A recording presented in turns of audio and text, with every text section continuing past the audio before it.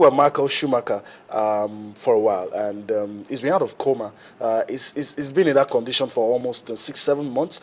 You were talking about some other athletes that have had such. I remember Drivers. Felipe Massa had That something issue. close to that at some point. Robert Kubica had close to that. We've seen. I'm not talking of accident On on the racetrack, but just accidents in general. in general. If you look at the racetrack, we've seen them. Even in power bikes, like MotoGP, Yeah. One single accident, very terrible, dead, life-threatening. If the rider is gone. For Schumacher, a lot of people have been praying, putting up all manners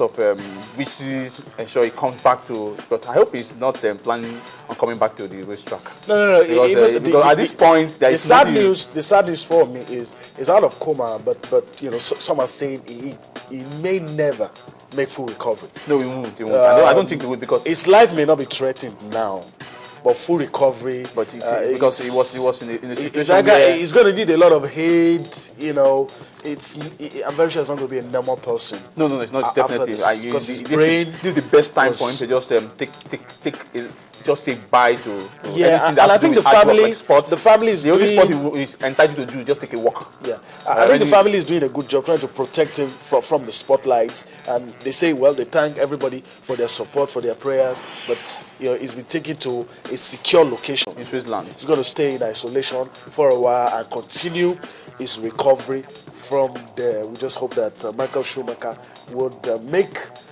go against the odds as he's always done and make full recovery and be back. Maybe not on the racetracks, but live a normal life, because when things like this happen to people, sometimes they don't get to back to the way they used to be.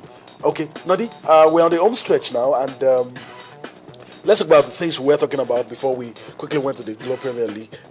With the few minutes that we have, let's talk about what happens when a competition is played on a continent, a team from that continent gets to win. If it's South America, you hear complaints about the heat and all that, and it seems not to affect the South American teams. When it's Europe, maybe cold and stuff, it seems not to affect the European teams.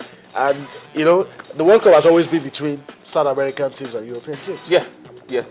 You look at the quality, the kind of talent. Europe is Of not both home of continents. talent. Europe is home of limelight for talent. It's the home of limelight for talent. But South America is when you have raw talent, and Africa. But the South Americans, they have a structure. Maybe they got wind of football before Africans. So the first World Cup was won by a South American. So you could give them that credit, that respect, because you look at the Brazilians, you look at the Argentines, you say Uruguay, you say Paraguay, you say Ecuador, you say Chile, Colombia. you say Colombia. A lot. These are names that rings bells. That when you put them on the paper, you begin to count. You look at the names again. You say, yeah, these are countries that have produced world-class footballers in the past. Look at countries and continents that have won the FIFA World Footballer of the Year. You see players from South America, you see players from Europe. Maybe an African just once have won that title, and that's George Weah. Just one. You expect that when you talk about weather, everybody has to adjust. We can't say Shouldn't because be an excuse. It shouldn't be an excuse for not winning a tournament. It should be an excuse. The African World Cup, people were complaining it's windy. But it was the European country that won. Okay. So it shouldn't be an excuse, because you have to adjust to reality. Africans have to adjust. When we go to Europe, our continent is tropical, it's hot. But we have to go to Europe where you have snow, cold, extremely cold. You have to adjust, because they needed to make money, they needed to play football, they need to enjoy their playing career. So it's not even an excuse. Let me for throw anybody this to at you quickly. I'm very sure our time is up, but let me throw this at you quickly. Do you see any South American team winning this tournament? The closest I would think, yes. Look at the South American teams that have done so well. Colombia, they win the victory over Greece. That puts them in better position, even though people say that's a scrappy win, because they went too impressive. The goals just came. Yeah, Argentina, they look like that. The Brazilians are hosting. Okay. And the Brazilians won't win. The fans are behind them. It's going to be a huge disappointment on the part of the fans if that team don't win. Okay. And that's it. So there's a lot of pressure on the Brazilian Brazil. team to win, because they know they have to retain that title at home. The last time they hosted, I think they won, so they want to host again and win. All right. Let's talk about Uruguay. Lost their first game. Their talisman Luis Suarez didn't get to play. But the last time Brazil hosted, I'm just going to throw this at you again. Last time Brazil hosted, Uruguay won. That was 1950. They won. Do you see Uruguay doing that despite losing their first game? Do you see them going all the way? And let's not forget they're still South American champions. No, they're South American champions, but you know they still have an Italy in that group. They have England in that group. Their next game is against England. And that, so you don't see history repeating itself? I'm not saying they won't win. They can turn the tide. They can turn the table. They can just get that moment of flash, moment break. of luck with, and just work for them, and they'll qualify for the next round. But the way they crash and fell against Costa Rica, just a lot of questions as regard what that team has to offer against when they come up against stronger opposition like Italy and England. And this is a team that's aging. This Uruguayan team is aging. It's aging and they're aging gradually, and it shows against Costa Rica. We saw how fast the Costa Rican were. They took the game to the Uruguayan. We saw the kind of pressure they were able to face. So, but the Uruguayans, Italy has won the first game. Their last game against Italy. Italy is playing Costa Rica.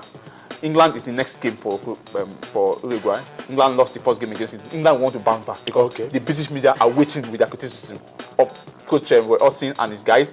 They still have questions as regards why he has to invite, why he called up some players like we do in Nigeria. So they are waiting for what will happen. They are waiting for that moment where they will bring out their criticism knife and begin to slice the team together. All right, okay. That's all about Uruguay. But let's also tell you, just in case, for any reason, by any chance, you're not watching the game, let's bring the result to you. I can tell you authoritatively that it's still goalless. As we speak, 89 minutes of football played. Surprise, surprise, Nigeria, 0. That's 0. And of course, Iran, 0. 89 minutes of football played. So that's it. I don't know. I don't really know what to say because you would have thought that if Nigeria was going to get 3 points, sure 3 points, it should have been from Iran. That means there's more work to do. Yeah, definitely. That means the players has put themselves in a tight corner. Okay. And for the Bosnians, they will be happy with this result. Yeah. It's just 1 point separating Nigeria and Bosnia. Yeah. And that's the truth of the matter. Okay. And Iranians, the way they played against Nigeria, you expect that they won't come out smoking hot against Bosnia or Argentina. We've seen teams like this played their first game, come out smoking hot. And the rest game, they click into fumble and fall like pack of cards. And just I hope they're not spoilers. I hope they're not using Nigeria as one of the spoilers. They are not they are not sharing bookmakers prediction into it. Okay. But it's still early days yet. It's early days. But